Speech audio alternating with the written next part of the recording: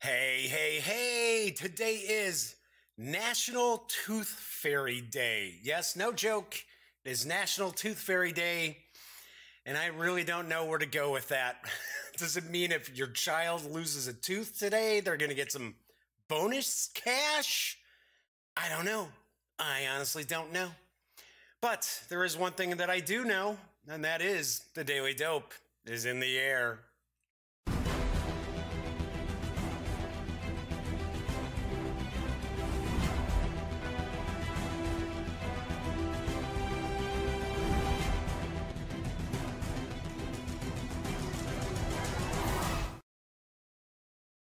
Howdy, howdy, howdy, gang. Yes, I'm Jeff McAleer. I'm back once again as your host here at The Daily Dope, presented by thegaminggang.com. So, today is Wednesday, August 22nd. It is Wargame Wednesday, and today I'm going to unbox and take a first look at Brawling Battleships, the strategic card game. It's a World War I naval card game. It's from Lost Battalion Games. It's been out for a while. This, I believe, is like the latest edition that is out.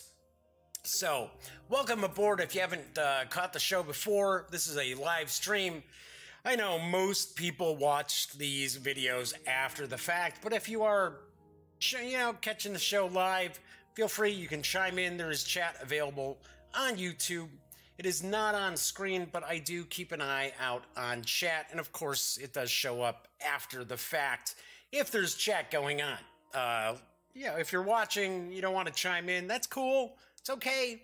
But if you want to say hello, or if you have a question, or you want to see something closer about Brawling Battleships, by all means, type something out and I will respond. So, got a bit of news today. Not a ton of news, but got some interesting pieces here. And first off, Plaid Hat Games has revealed a new Crossroads game, and I've got the dope on Gen 7. An international colony ship has left an exhausted Earth, headed for a distant planet in the Epsilon what is it? Iridani? Never heard of that. Maybe it's just some fictional thing. Epsilon Iridani system. 13 generations will be born on this vessel before it reaches its destination. Each generation, a steward of the hopes and ideals of the human species. For 6 generations, everything has gone as planned. Plaid Hat Games is proud to announce Gen 7, a Crossroads game. In this exciting game of paranoia and intrigue, players take the roles of a new command team on board an interstellar ark. But just as they take control of the ship, a terrible mystery emerges that will threaten the entire mission.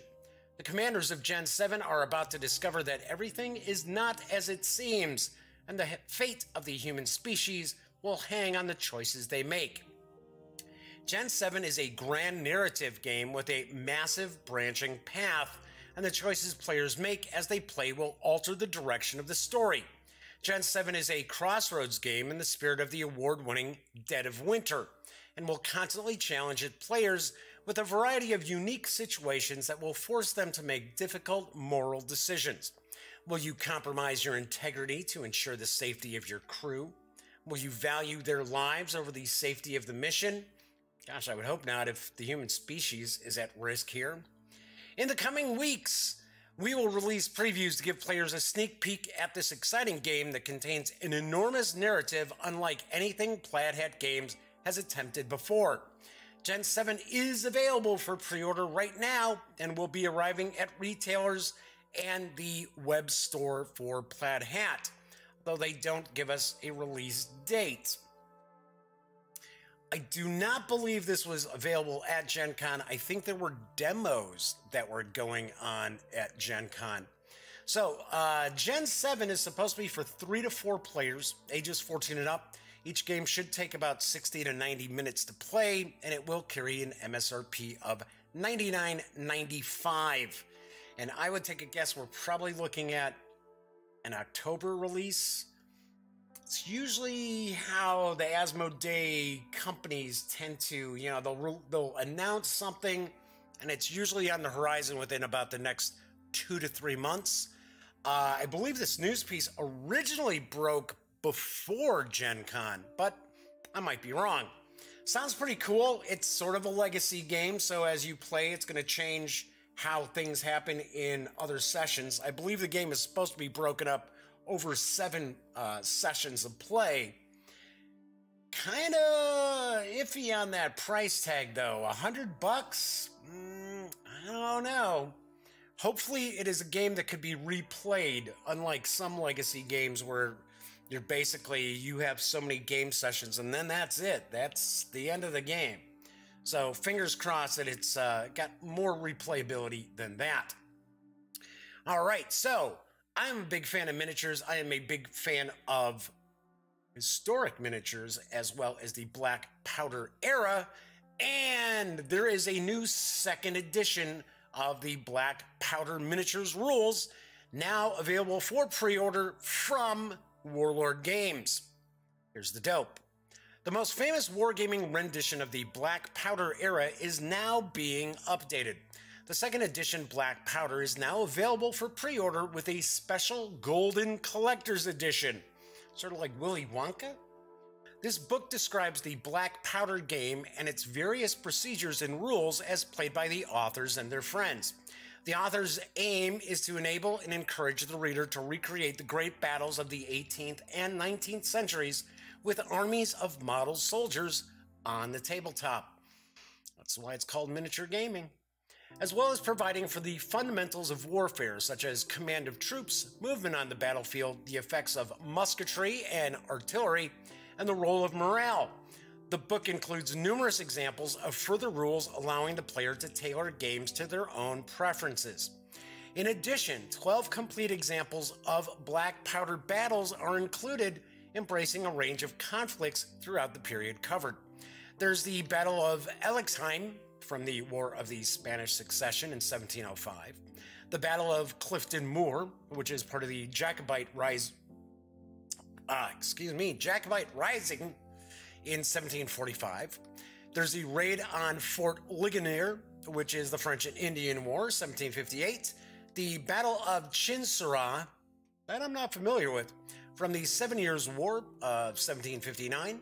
The Battle of Bunker Hill from the American War of Independence in 1775. The Battle of North Point, which is the War of 1812, but the battle took place in 1814. Quatre Bras, which is from the Napoleonic Wars, 1815. The Eve of Waterloo, also from 1815. There's the Battle of Kernstown from the American Civil War in 1862. Battle of Antietam, which is from the American Civil War, also in 1862. The Battle of Dead Man's Creek from the Sioux War of 1876 and 77, as well as action on the Inizane. I'm not familiar with that. From the Zulu conflict of 1879. Kind of cool. There's some stuff in there that I'm not familiar with. You can pre-order the standard edition of the Black Powder 2 rules for $48. That is the physical copy of the book. Or the collector's edition, which is limited to 250 copies and signed by Rick Priestley for $120. The rulebook does clock in at 200 pages.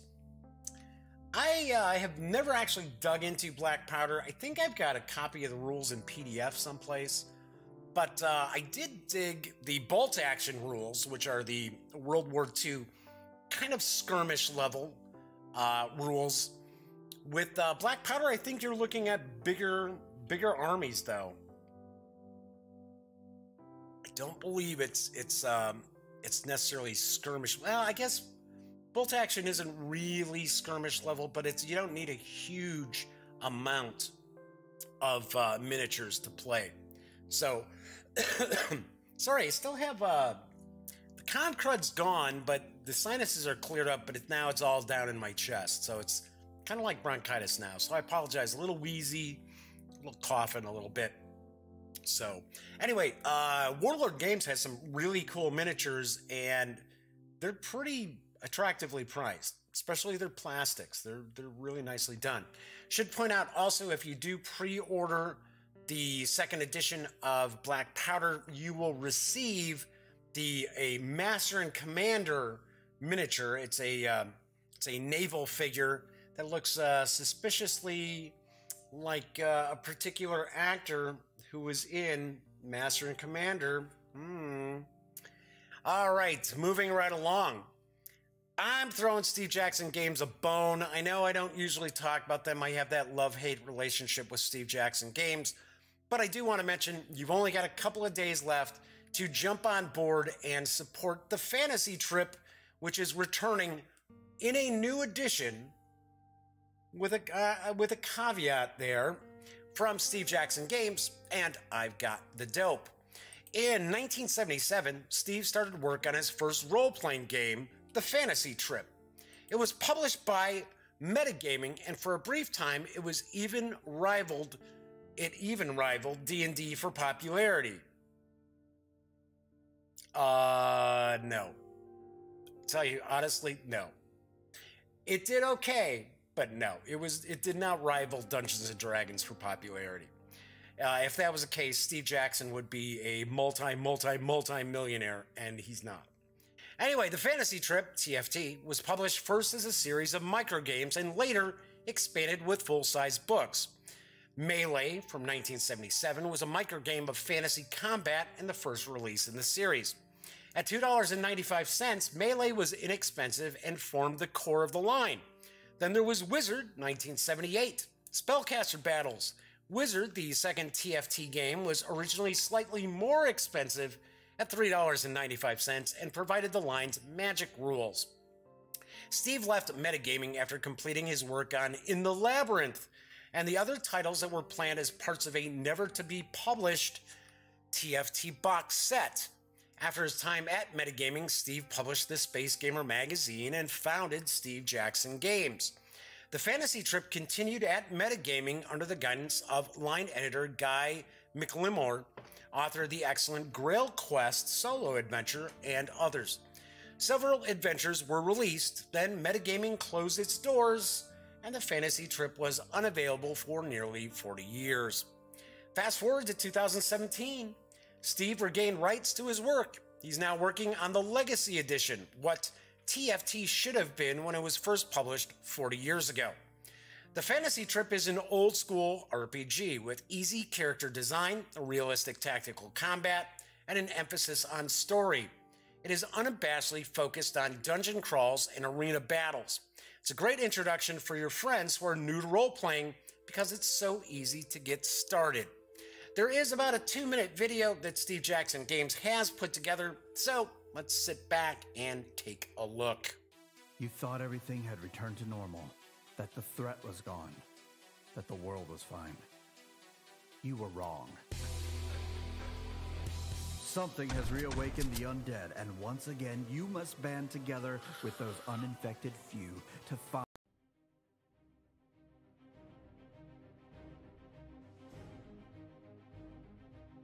In 1977, Steve Jackson created Melee. The big news this month is Melee, a fantasy microgame for archaic weapons combat. Many, many gamers played Melee, and soon outgrew the game's small booklet, battle map, encounters. Following Melee, Wizard, a second game, brought magic combat to the table. The project was challenging. Kind of like trying to macrame with worms.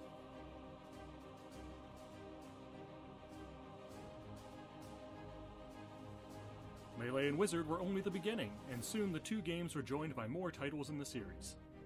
And then the publisher went out of business and Melee went out of print. Many things happened in the intervening years, but you couldn't get Melee. But now we're doing something about that. Old school role-playing fans rejoice!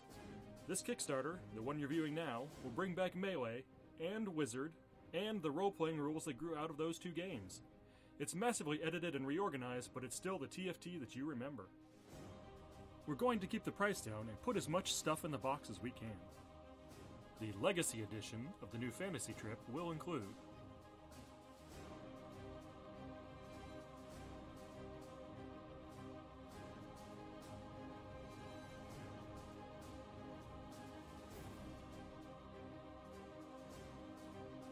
Also included will be a PDF of all the material, delivered through Warehouse 23, so you can search, make copies, whatever. That's just the basic box. If we make our stretch goals, we'll add to that box. Stretch goals include a reference screen, 2 complete solo adventures, stacks of erasable megahex map tiles, and lots of new material written by Steve and maybe others. With your support, that box will be full of classic role-playing the way you like it. We like it too, and with your help, it'll happen. Thank you.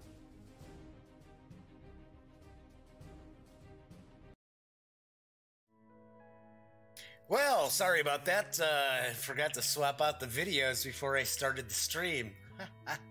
Luckily, it was right there. I had it, jumped it on in there.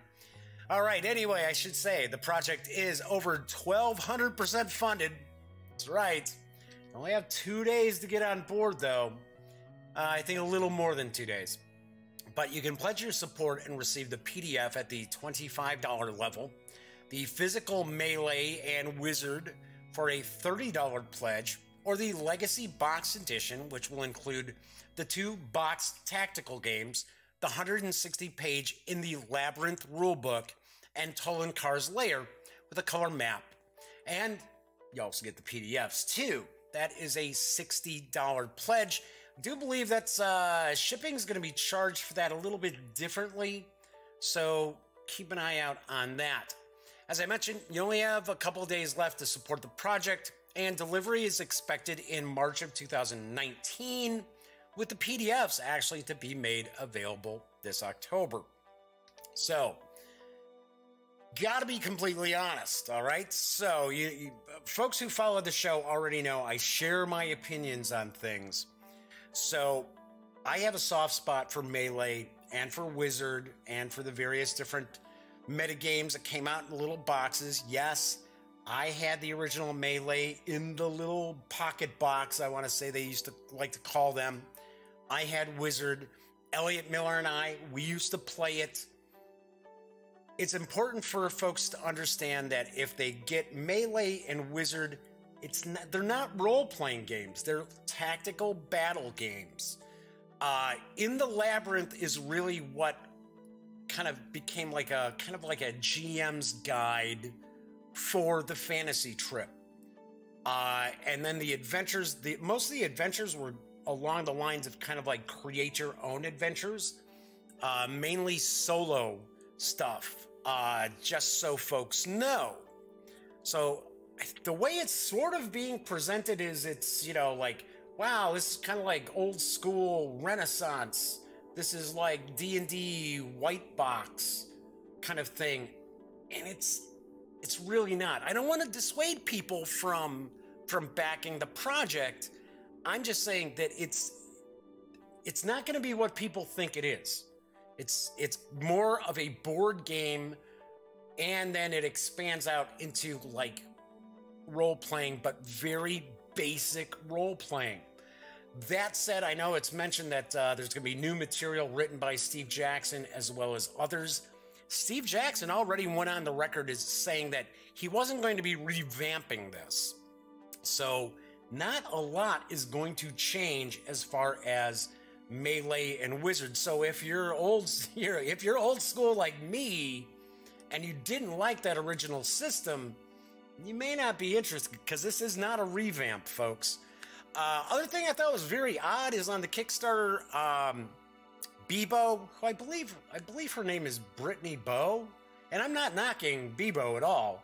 Bebo has an interview with Steve Jackson, and that's like the only other video that's on that Kickstarter.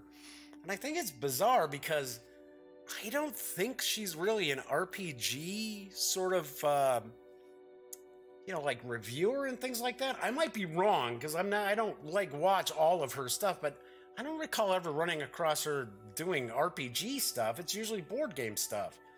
So I thought it was very odd. That'd be like somebody sitting down and saying, hey, Jeff, we want to do an interview with you, and we're going to talk about this children's game, which is for 4 and 5-year-olds. It's like, I'm not the guy you want to talk to about that. So anyway, honestly, I'm going to back this. It's funny as I'm saying, yeah, well, you got to make sure you know what it is and blah, blah, blah. Once again, I have a soft spot for Steve Jackson Games and the old Melee, the old Wizard, Car Wars, Ogre, all that kind of stuff. One-page Bulge, Raid on Iran. I was around playing Steve Jackson Games when they first hit. So, yeah, even though I'm saying, hey, be sure you understand what this really is, I'm still going to back it. All right, my final news piece is actually a serious role-playing game. Not to say the fantasy trip is bad. I'm just saying you'll see it's very old school. Chaosium Inc. is going to join the party with a starter box set for Call of Cthulhu this November, and I've got the dope. This starter box contains everything you need to start playing Call of Cthulhu, the tabletop role-playing game of mystery and horror. Players take on the role of investigators of mysteries, uncovering dark secrets, encountering strange monsters, and thwarting sinister cults. Together, you and your friends create and develop a story in which each of your characters plays a leading role, which could be foiling some dastardly plot or stopping horrors from beyond space and time. Role-playing gaming is a social pastime. Geez, yeah, we know that. Everyone works together in a team, each playing an investigator character. One player runs the game, the keeper of arcane lore, or otherwise just the keeper, who referees the game and presents the story and adventure plots to the other players. Think of it a bit like acting in a drama, but where this isn't a script. Dice and the rules of the game determine the success or failure of your character's actions, all while you are propelled into dramatic and nerve-tingling situations. The emphasis is on having fun.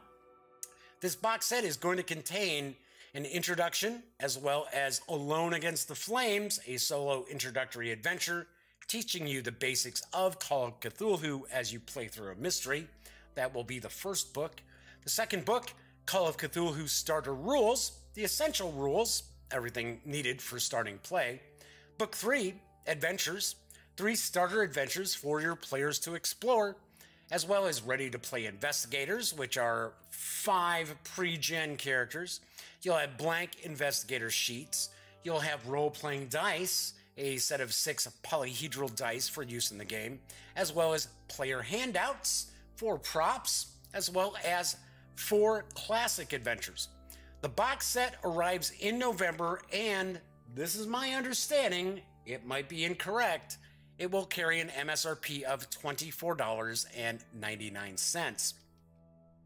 I gotta say, that's a whole lot of entertainment for 25 bones. And of course, everybody knows I'm a huge Call of Cthulhu fan. I'm glad to see they're finally getting like a starter box out there, a starting set out there. That should be very, very cool. Seems like it's loaded with a lot of goodies for $25. So yeah, that's pretty cool. Plus, you know, I'm getting ready to start running the new edition of Masks of Nyarlathotep. So, in fact, I'll be running that for my nephew and his friends. Elliot Miller and I have been chatting about doing something a little off the wall, kind of, that you don't normally see in role-playing games and that. But once we do it, I'll kind of recap on one of these Thursdays when I'm doing some RPG stuff. All right, so that is it for the news of the day. Before I jump into my unboxing and first look at Brawling Battleships, I do want to point out what's coming up on the show. So tomorrow's show, it's Thursday, like doing RPGs on Thursdays. I'm actually going to try to pull off a couple of things tomorrow. So first off, the main thing we're going to be doing is we are going to take a deep delve, a first look into Outbreak Undead, the Survivor's Guide from Hunters Entertainment, as well as Renegade Game Studio. I have not cracked this open yet. I have seen a few pages when Ivan Van Norman was kind of flipping through it while we were doing our interview. But I really enjoyed the original system. I thought the original system was very cool. Did not like the graphic layout and the artwork. So that is vastly different. So we're going to be looking at that. And then, bizarrely enough, we're going to take a look at Adventures Outlined, which is the Dungeons & Dragons coloring book that just arrived in stores yesterday. So we are going to take a peek at that. So kind of a little bonus thing for tomorrow's show. Then on Friday's show, I am going to unbox and take a first look at Archmage from Starling Games. This was a Gen Con release. I believe this is another title that's coming out like November-ish, something like that. I'll have to double check before I do the unboxing. But gotta say, I have really enjoyed the first two games that I have been playing from Starling Games. Black Orchestra, which has been out for a bit, really enjoyed that. And I just reviewed Everdell yesterday and gave it a 9 out of 10. So really, really like that too. So this will be Friday. Then Monday, okay, so I should point out, next week, I'm probably going to have a day where it's doctor's appointments. So, got some follow-ups to do. I still have to try to put together when I'm going to go in and have that second stent put in. Not looking forward to that. So there's going to be one day next week that I probably won't have a show, or it will be on late. So I don't know when yet. Should know in the next couple of days when that stuff's going to be scheduled. But anyway, on Monday next week, I will unbox and dive into Legends of Andor. This is the first of the trilogy games from Cosmos. Looking forward to this one. It's won awards. It's supposed to be very cool. Came out in 2016. So not the newest game, but looks pretty cool. And I love fantasy games. Then on Tuesday, I am going to unbox and take a first look at War Chest, the abstract war game from AEG. So that arrived very, very recently. Then on Wednesday, for Wargame Wednesday, I'm going to review Black Orchestra from Starling Games. I know it isn't necessarily a war game per se, but it is a game where the players are all working together, conspiring to assassinate Adolf Hitler. So, and we're not talking Secret Hitler. We are talking about a very historically based game. So that will be on next Wednesday's show. Next Thursday, I don't have it down here. I think I will do my review on the Warhammer 40K Wrath and Glory core rules. So that should be coming shortly as well. All right, so I am going to start unboxing Brawling Battleships from Lost Battalion Games. It's designed by Bruce Korn. I don't know if I'm pronouncing that right. It's K-O-H-R-N and S. Craig Taylor, with artwork provided by Elizabeth Belly, Jeff Billings, and John Caskey. The game, as far as I understand, is for 2, 4, or 6 players, ages 12 and up, and it plays in about 60 minutes.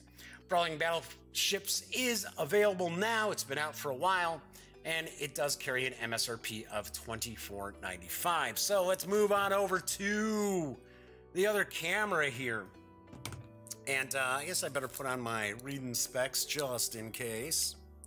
So it is a World War I strategy card game. I understand it's... Oh, actually, it's already kind of split. Whoops, as I bumped my mic there. Sorry about that. If all of a sudden you got a big bang in your ears here, folks. My understanding is that this game is kind of, there's some strategy, but there's a lot of luck. I think there's a lot of dice chucking going on. So, and I'm sure it's not super historically accurate, because I believe like on the sell sheet information, it's something like zany events, and it's sort of like, okay, when I think World War I naval battles, I don't think zany. So I don't know if they're still sticking to that kind of presentation towards it, or if they're kind of pushing it more as, okay, so less zany, more history. Anyway, it says, bristling with guns and armor, the newly created battleships were the largest combat vessels in history. Every major ship of the early 20th century, from the original Dreadnought to the powerful Arizona, is now yours to command in Brawling Battleships. The Repulse, Lutzow, Imperator Alexander, III, Queen Elizabeth, Yavuz Sultan Selim, and the Iron Duke. They're all here, more than 60 ships in all, in an easy-to-play card game that lets you concentrate on sinking the enemy. The variety of tactics cards available include mines, destroyer flotillas, radio intercepts, smokescreens, seaplanes, merchant ships, and zeppelins, to name only a few. Means that every game plays differently. Best of all, you can decide the fate of the war on the open seas in less than 2 hours. All right, so let's crack this on open here. I seem to have been told. Now, sometimes you take things with a grain of salt. But my buddy Terry Coleman, who, hey, hiya, John Pytoric? I don't know. Hopefully I got that right. Black Orchestra is great. Looking forward to your thoughts. Yeah, I'm enjoying it. I don't want to give away too much as far as my review on Black Orchestra, but we have really enjoyed it. MSRP of Brawling Battleships is $24.95. So that is from the Lost Battalion Games website. I know people bust my chops when I say, well, check out online retailers and things like that. They're like, oh my God, what do you hate the friendly local game stores? It's like, no, but I'm not here to spend other people's money. So if it's that important to save a few bucks, then by all means. All right, as I was starting to say, my buddy Terry Coleman, who I knew back when he was with Victory Point Games, I believe he had mentioned that, because there's been a few editions of this game. He said that the rules previously were kind of a mess, and that this edition here, they've been reworked. So, got the introduction, got the components, game setup. So we're showing. Okay, so it doesn't have to be even numbers of players. So it's 2, 3, 4, 5, or 6 players. I saw somewhere saying it was 2, 4, or 6, so that was incorrect. So they're showing kind of how to set up your table. Talking about playing the game. As I mentioned, I have the impression that it's a lot of luck, a lot of chucking dice, which can be fun. It can be fun for, an evening of gaming. Even serious wargamers, we need a break from, from the really deep, heavy games once in a while. So you're talking about playing action cards, single-use cards, actions. So offensive sweep, rapid fire, straddle cards, air cards, blinded by the sun, silhouetted by the sun. Talking about all the various different cards here. Mutiny card, yeah, bust that out on the German fleet. Scuttle card, or actually Russian ships too. Reactions, how open fire works. Marking hits, so that's kind of an example of one of the ship cards. Ending a turn, ending and scoring a sortie, winning the game, 2-player games, team play, optional rules. Yep, here we go. So there's Terry in the credits. So like I said, I thought Terry had told me that he kind of cleaned up the rules a little bit. Don't know, I have no idea. So what we got here? So we've got some rubber bands. I'm not sure why we got rubber bands, but find out in a minute. So we got 3 rubber bands. I guess you're probably supposed to put rubber bands around the decks. I don't know. I got some dice. We got some cubes. So we've got the various different cubes. We've got red, blue, and yellow. And we've got a couple of 6-sided dice. So, these dice have a little more heft than, most plastic dice. That's a little strange there. All right, so what do we got? Looks like we've got some events or actions here. Let's get rid of that little little sticker, I should say.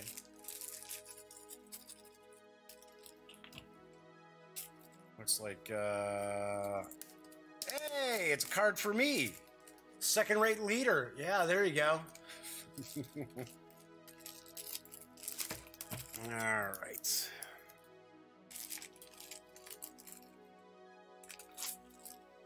Ah, as they all go flying. So I'm not sure if these are two decks or the same deck. I'm guessing it's probably the same overall deck because the backing is the same. Cards are kind of thin, but as you can see, you're probably going to get some glare here. They do have a finish to them. So, but yeah, they're kind of thin.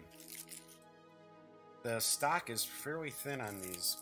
All right, let's see what we got with these.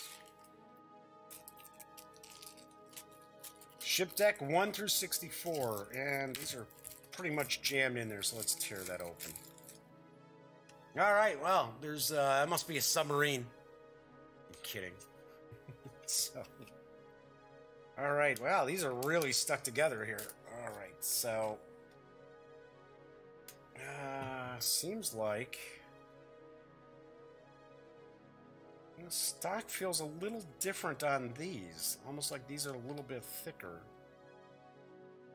So we've got the Lorraine, which is a French battleship. One thing that I thought was pretty cool when I heard about this is how there's all these different nations. It's not just the usual Great Britain, Germany, France. Let's kind of try to separate these a little bit. Like I said, they're kind of stuck together.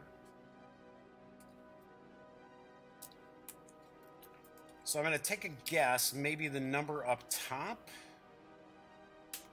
Maybe that's kind of like the victory points of it, or the value of the ship. So there's the Baden. So we have Japanese ships. The Indefatigable. The Arkansas. The Agincourt. Yeah, so one of the other reasons why I was kind of interested in this is because I introduced my nephew and his friends to Fletcher Pratt's Naval Wargame not so long ago. Actually, I guess now it's been about 6 months, really. And they just loved it.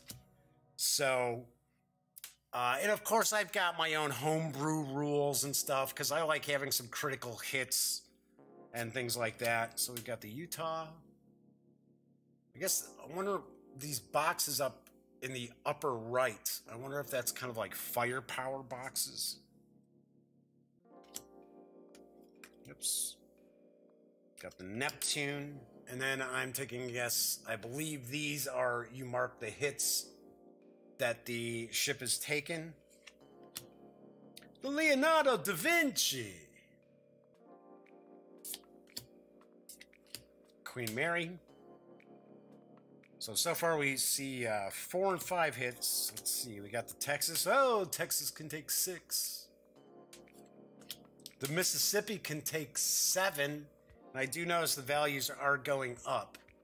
So I'm taking a guess that's probably the ship value, kind of like victory point value. Or if you're playing like teams where, which actually back in the day when we used to play a lot of Fletcher Pratt when we were in high school and just out of high school, we used to do things where it was like, okay, well, you've got X number of points that you can put together a fleet.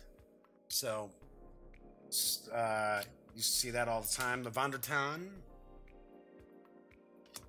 the Westfalen, Hercules. Yeah, it looks like they're all going to be battleships or dreadnoughts. The Gangout,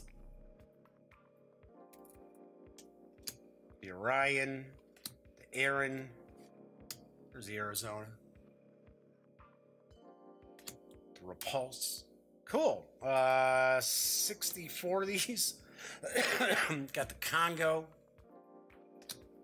Lutzow. Sao Paulo. Let's see. Yeah, there we go. There's the French. I'm looking at. I was gonna try to see what the lowest value. So far the lowest value I've seen is a 3. So that's with that's the New Zealand there. Well, South Carolina's a 4. The Canada's a 5. I used to have all these various different ship models for a lot of these. So I used to have, gosh, what are they? 12400 and 12400 Panzer shifts. And then I used to pick up the 1/6000th scale, the very small battleships would maybe be about that long. Because I'm a big fan of naval games. The Moreno. The Hispana. So cool. So a lot of different countries, a lot of different ships being represented here.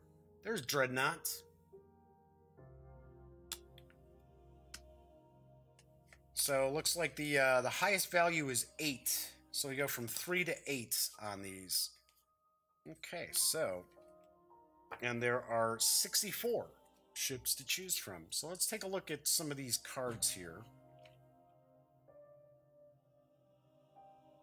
So we got Open Fire. Got quite a few of these. But they are a little bit different. So it's Destroyer 36 plus. I'm wondering if the way you roll dice would be, and I've seen this in some systems before, where you're not necessarily adding them together. You're going to take the lowest and read it as like, that would be a 13. That would be a 45. That would be a 23.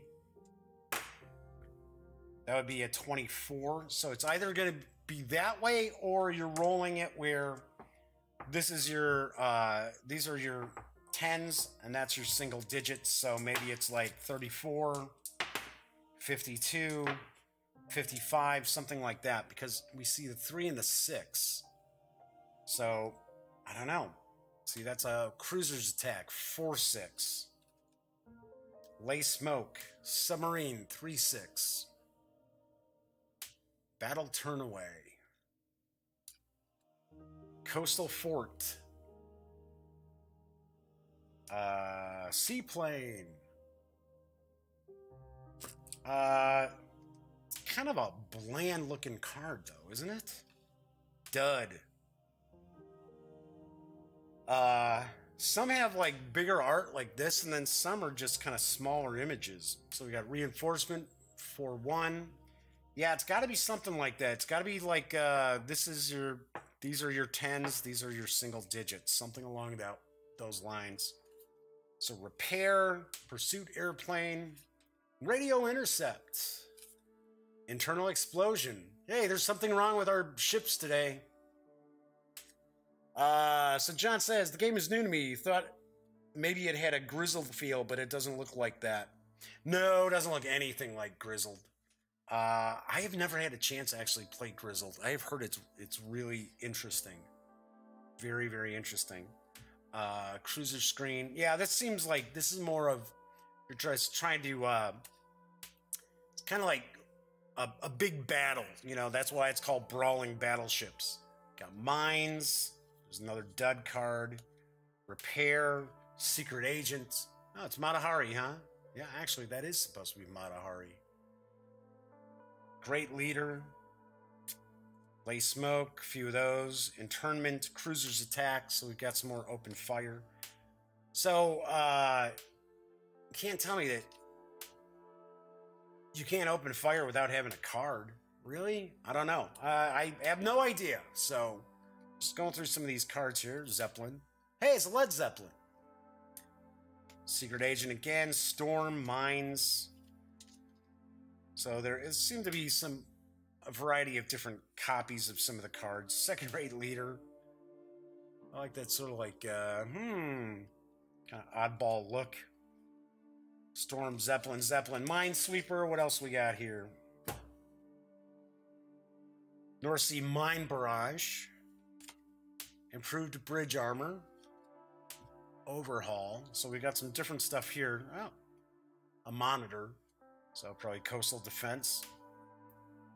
Reinforcements. 2 reinforcements, 1 reinforcement. Oh, MTBs. Convoy. Blunder. Hey, I can do that without playing a card. Blockade, straddle, rapid fire. Turret hits. Turret flash, door modification. Another overhaul, pre-dreadnoughts. More reinforcements, Q ships. Yeah, pretty interesting. I mean, there's a lot of stuff in here. So, like I started mentioning, there was like discussion of like, oh, zany things. That must have been a previous edition of this game, because this game looks to be much more serious in tone. So, which is cool. When I saw the kind of sell sheet information, which is probably from an older edition, it was talking about, oh, the various different zany special effect cards. And I was like, zany? I don't know. That doesn't sound right to me. So, cool. Damage control. Straddle card again. Few straddle cards. Some rapid fire. Silhouetted by the sun.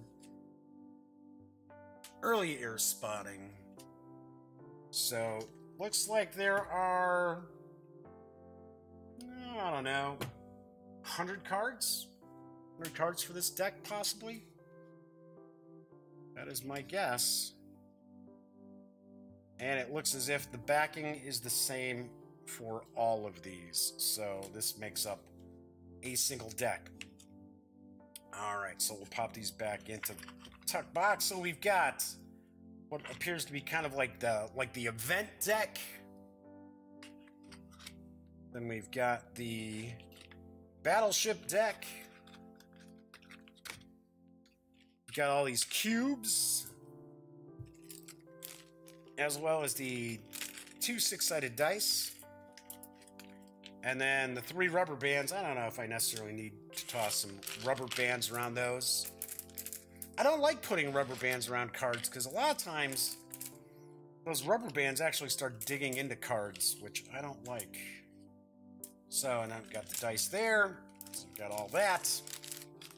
We've got the rule book. And that is what we find in Brawling Battleships, the World War I strategy card game, when we take everything outside the box.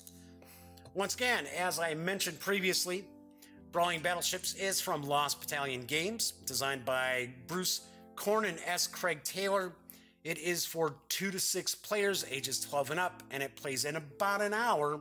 And it does carry an MSRP of $24.95. So stay tuned. I will have a review of Brawling Battleships in the very near future. So that is it for today's show. Once again, on tomorrow's show, I am going to take a deep dive into Outbreak Undead 2nd Edition Survivor's Guide from Hunters Entertainment and Renegade Game Studios. And then as a bonus, we're going to take a peek at Adventures Outlined, the Dungeons & Dragons coloring book, which arrived in stores yesterday. So that is it for today's show. As always, when you're not watching any of the videos on the Gaming Gang channel, be sure to visit thegaminggang.com for all the latest in gaming news, reviews, comics, movies, TV. Come on, you know the drill by now. Get your geek on at thegaminggang.com. Once again, I'm Jeff McAleer. Enjoy the rest of your hump day. And of course, I will be back tomorrow. And as always, thank you very much for watching.